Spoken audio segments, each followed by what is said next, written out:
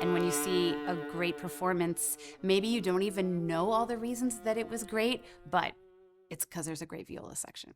Hi, I'm Theresa Rudolph, and I'm Assistant Principal Viola of the Toronto Symphony Orchestra. I started out on the violin. My younger brother says his childhood was spent getting dragged around to all my different recitals and lessons, and he says that I still have the same look on my face when I play as I did when I was little. Most string players start taking lessons very, very young, so I was 3 years old taking lessons in the Suzuki method. Looking back at these old photos, I realized that I look like one of the happiest kids on stage during these Suzuki recitals. The same joy that I feel now when I make music, it was evident even when I was 3 years old.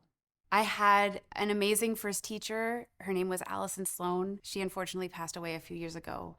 A couple of my teachers I would credit with being the reason that I'm a musician. She brought out the joy of music in me. Then when I was 12, my mother, who's a flute player, she taught on the faculty at the Vancouver Academy of Music, where I was a student, and she said, okay, we need violists for the chamber music program. It's a common problem in schools. She said, you want to try? Why not? So the very first piece I got to play was the Dvorak American String Quartet, which starts out with a big viola solo. It's incredible writing for the viola, and I was completely hooked. The thing that drew me to the viola most was the sound. It's two things. It's the sound of the instrument and the role that it has in chamber music and orchestral music, because you're more of a supporting role. I really love this idea of being behind the scenes. And when you see a great performance, maybe you don't even know all the reasons that it was great, but it's because there's a great viola section.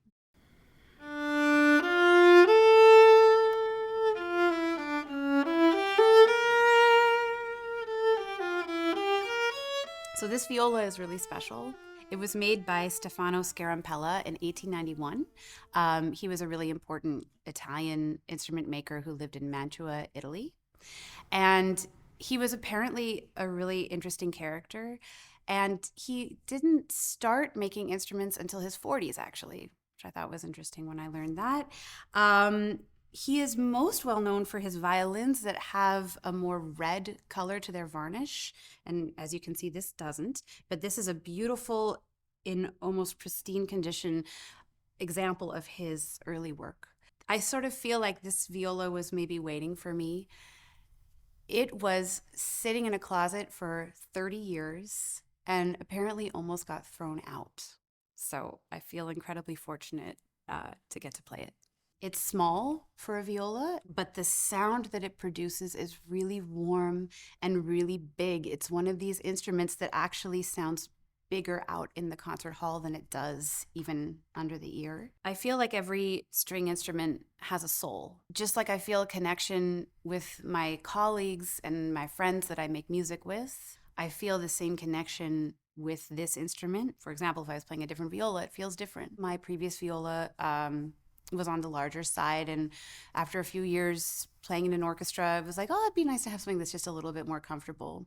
And a viola as beautiful as this one, you can either think of it that it cuts my practice time in half or makes my practice just more efficient, which is kind of the latter for me. I'm convinced that one of the reasons it sounds so beautiful is the back is made of willow. That's sort of unique. The ribs on the side and the scroll are maple, and the top is spruce.